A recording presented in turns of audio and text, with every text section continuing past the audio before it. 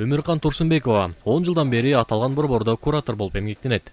Башында уулун көрсөтүп ата-эне болуп келген. Ошондон тарта бул жер жумушуна айланды. Мында ар бир баланы аба терапия методу менен дарылашат. Башында мен уулум менен көп жакка баргам, ар кандай занятияларда жүргөнбүз. Бирок тилекке каршы ал занятиядан эч кандай деле жыйынтык болгон эмес. Кыскасын айтканда, балам партада отуруп иштегенди үйрөнө албай койгон. Анан биз бул жакка келип, аба терапия аркылуу партада отурганды, пазл чогултканды, иштегенди, ошондой эле мына күнүмдүк өзүнө өзү тейлөөнү бул жактан үйрөндү. Негизги биздин программанын эң чоң максаты биз балдарды кичинекей кезинде байкап калып, кичинекей кезинде алар менен туура иштеп, жана балдарды бала бакчага барганга даярдап берсек деген максатыбыз бар. Бул борбор 2012-жылы түзүлгөн. Учурда 22 адис эмгектенет. 10 жыл мурун аутизм менен жабыркаган балдарды окутуу мүмкүн эмес деп саналчу. Бирок ага карабастан тарбия алган миңдеген балдардын ичинен 459-у ар кандай билим берүү мекемелерде окуп жатат. Аталган борбор менен эмгек, социалдык камсыздоо жана миграция министри Кудайберген Базарбаев таанышты.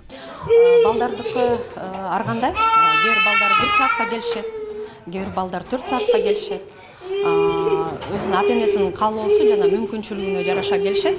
Албетте эң биринчи балдар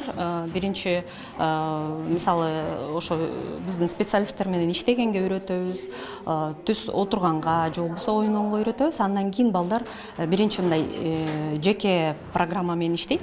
Андан кийин бала жакшы көнүп, жакшы иштеп баштагандан кийин көп нерсени түшүнө баштайт. Мына ошондон кийин групповой форматты биз кошумчалайбыз. Уюмдун Ысык Көл облусунда Каракол шаары жана Тоң районунда 2 филиалы бар. Учурда ресурстук борбордо методдорду колдонуу менен ишке ашырылган 10 атайын программалар бар. Колдонмо жүрүм-турум анализи, Jasper, PEX, сенсордук интеграция, интенсивдүү өз ара аракеттенүү жана башка. Учурда 75 бала тарбияланууда.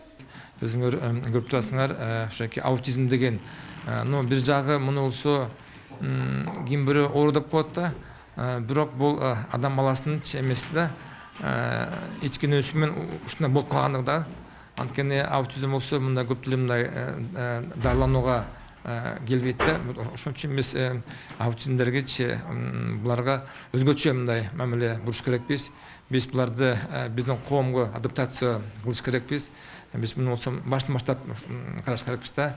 Ал эми ата-энелер менен 1000ден ашык жеке консультациялар өткөрүлгөн. 398 үй бүлө балдардын көйгөйлүү жүрүм-туруму менен иштөө боюнча 40 сааттык окуудан өтүшкөн. 2023-жылга мамлекеттик социалдык буйрукту ишке ашыруунун алкагында аталган уюм эрте интервенция кызматтарын көрсөтүүнү күчөтүү темасында 1.115.800 сом өлчөмүндө коомдук пайдалуу долбоорлор сынагында жеңүүчү болгон.